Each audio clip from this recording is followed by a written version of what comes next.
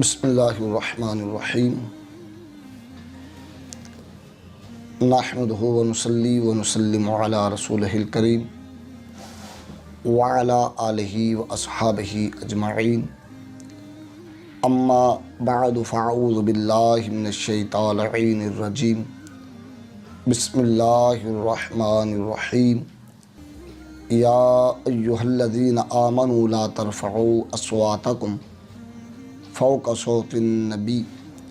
ولا تجہروا له بالقول کجہر بعضکم لبعض ان تحبط اعمالکم وانتم لا تشعرون آمنت باللہ صدق اللہ مولانا العظیم الصلاة والسلام علیک یا سیدی یا رسول اللہ وعلی آلک واصحابک یا سیدی یا حبیب اللہ الصلاة والسلام علیک یا سیدی یا شفیع المذنبین وعلی آلک واصحابک یا سیدی یا خاتم النبیین۔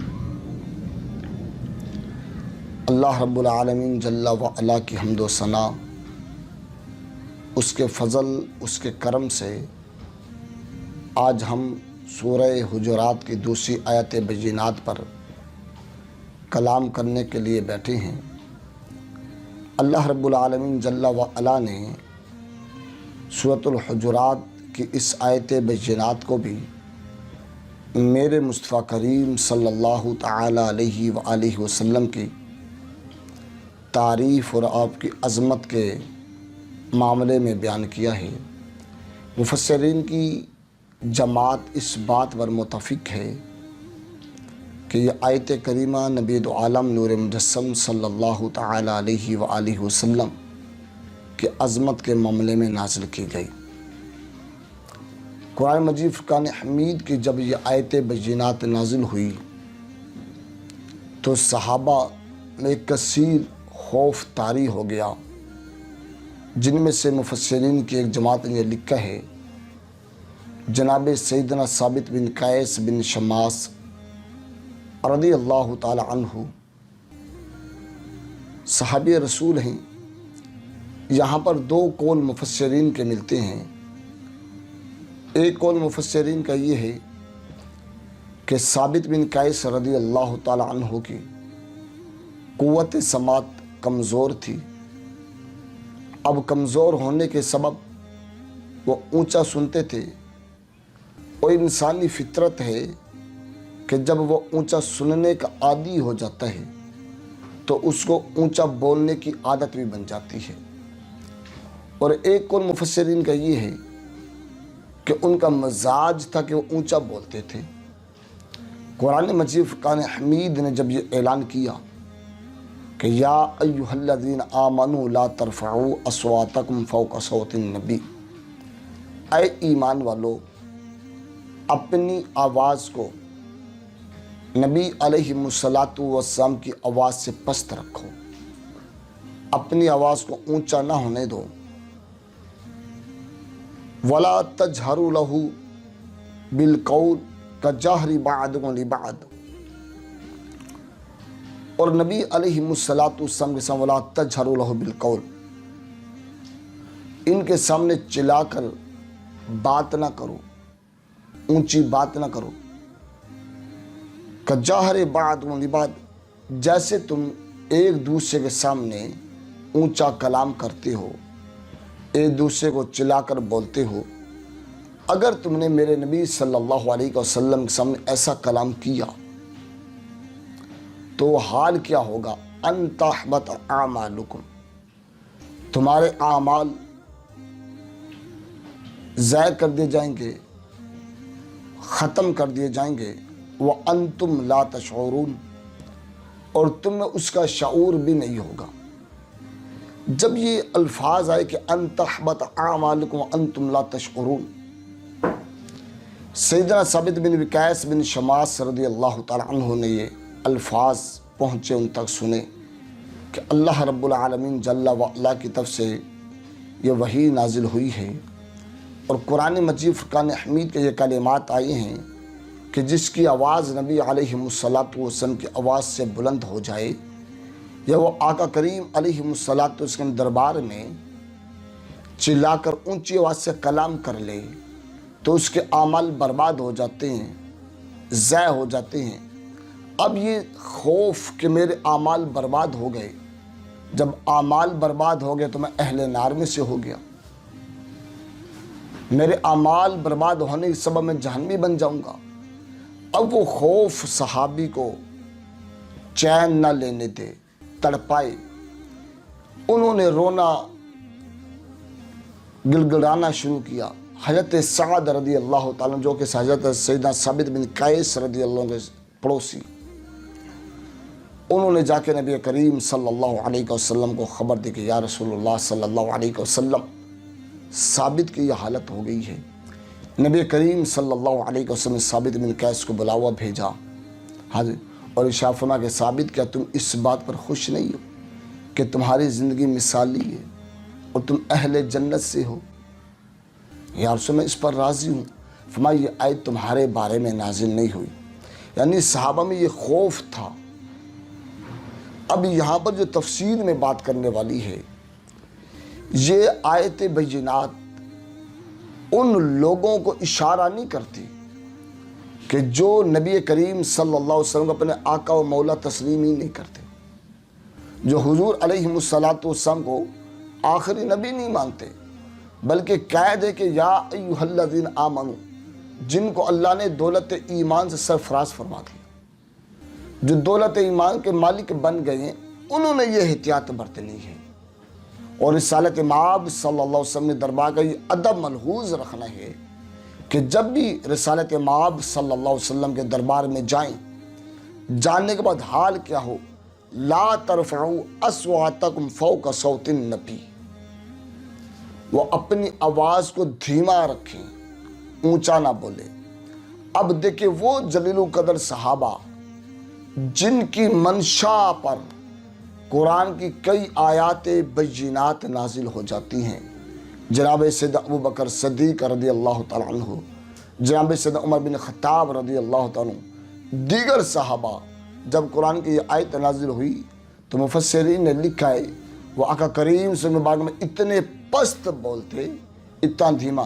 کہ کئی مرتبہ آقا کریم صلی اللہ علیہ وسلم دوبارہ پوچھتے کہ ابو بکر کیا کہا، عمر کیا بولے ہو، اتنا دھیما، ڈرتے۔ اور ایک سیرت نگار نے یہاں تک لکھا کہ سانس اونچا نہ لیتے کہ کہیں ہماری سانس کی آواز آئے اور یہ بے ادبی نہ ہو جائے، جو اتنا لحاظ کرتے صحابہ۔ اور وہ جلیل القدر صحابہ جن پہ رب اعلان کرتا ہے کہ تم جنتی ہو، جنت کی نعمتیں تمہارے لیے ہیں، میں تم سے راضی ہوں،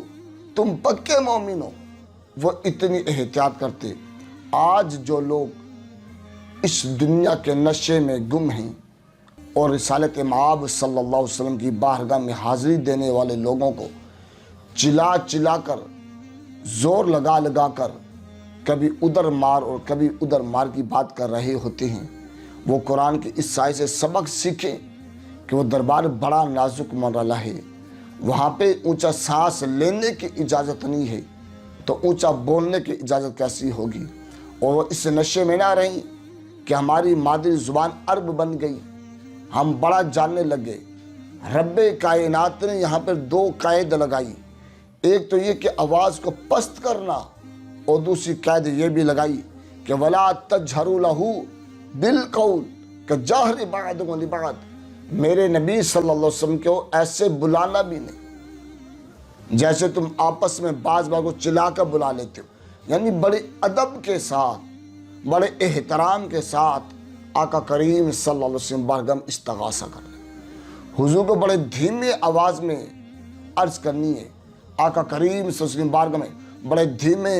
بات کرنی ہے، سانس اونچا لینا۔ اور پھر آپ مشاہدہ شریعت کر کے دیکھیں، کوئی ایسا عمل شریعت کا نہیں ہے کہ جس کی خلاف ورزی کرنے سے سب کا عمل ضائع ہو جائے۔ مثال دے دیتا ہوں، اگر کوئی شخص ساری زندگی نماز پڑھتا رہے، تہجد پڑھے، روزے رکھے، لیکن پھر نماز ترک کر دے، چھوڑ دے، تو اس کا نماز چھوڑ دینے سے ایسا نہیں ہوگا کہ سابقہ نمازوں کا عمل ختم ہو جائے۔ ساری زندگی روزے رکھے،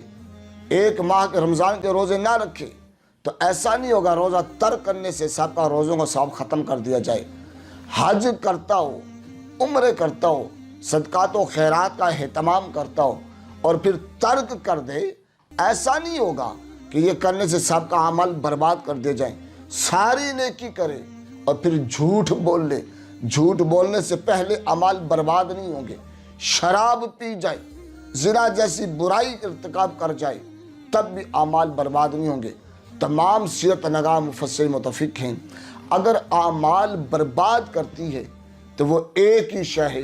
وہ ہے کہ جب انسان اسلام سے خارج ہوتا ہے اس کی ساری نیکیاں ختم کر دی جاتی ہیں، اس کے اعمال ختم کر دیے جاتے ہیں۔ جیسے اصول اسلام یہ ہے کہ ساری زندگی برائی کی، گندے کام کیے اور کفر میں تھا، اسلام میں داخل ہوا، اسلام نے یہ تاج پہنا دیا، اس کی ساری برائیاں ختم، سارے گناہ مٹ گئے، اسلام میں داخل ہوا، پاک ہو گیا۔ اور جب اسلام سے نکلا ساری نیکیاں ختم۔ اسلام کے داخل ہونے میں برائی مٹ جاتی ہے اور اسلام سے نکل جانے سے نیکیاں مٹ جاتی ہیں۔ تو رب نے کہا ان تحبط اعمالکم، میرے نبی صلی اللہ علیہ وسلم کی بارگاہ میں آواز بلند کی یا اس انداز سے پکارا تو تمہارے سارے اعمال ختم، یعنی اہل ایمان تھے، ایمان کے دروازے سے نکل جاؤ گے، ختم ہو جاؤ گے۔ اور پھر رب نے ایک اعلان بھی کیا وَأَنْتُمْ لَا تَشْعُرُونَ۔ اب ہر انسان جانتا ہے، اگر وہ نماز چھوڑتا ہو جانتا میں نے گناہ کیا، جھوٹ بولتا وہ جانتا میں نے گناہ کیا، شراب پیتا وہ جانتا میں نے گناہ کیا ہے، برائی کرتا وہ جانتا میں نے گناہ کیا ہے، چوری کرتا وہ جانتا میں نے گناہ کیا ہے، لیکن رب کہتا انتم لا تشعرون، شعور نہیں ہوگا، عقل زائل ہو جائے گی۔ کیوں؟ یعنی رب ذوالجلال اپنے محبوب صلی اللہ علیہ وسلم کی عظمت کے معاملے میں اتنا غیرت مند ہے کہ وہ یہ چاہتا ہے کہ اگر کوئی میرے محبوب کی توہین کر جائے وہ اس سے توفیق توبہ اٹھا لیتا ہے، کیونکہ شعور نہیں رہتا کہ میں نے یہ گناہ کر لیا، میں ایمان سے نکل گیا ہوں، اب توفیق توبہ چھن جاتی ہے، اعمال برباد ہو جاتے ہیں اور پھر سارے ہمیشہ کے لیے وہ جہنم کا ایندھن بن جاتا ہے۔ آج جو احباب اور صاحب اقتدار جو طرح طرح کے ہیلے تلاش کرتے ہوئے اور نبی کریم صلی اللہ علیہ وسلم کے گستاخوں کو مختلف زاویوں سے سپورٹ کرنا چاہتے ہیں، میں ان کو یہ پیغام دینا چاہوں گا کہ اپنی آخرت کی فکر کریں، اپنی اعمال کی فکر کریں کہ کہیں تمہاری نرمی تمہارے ایمان کو نہ لے جائے، کہیں تمہارا ان کے ساتھ حسن سلوک تمہارے ایمان تم سے چھن نہ جائے،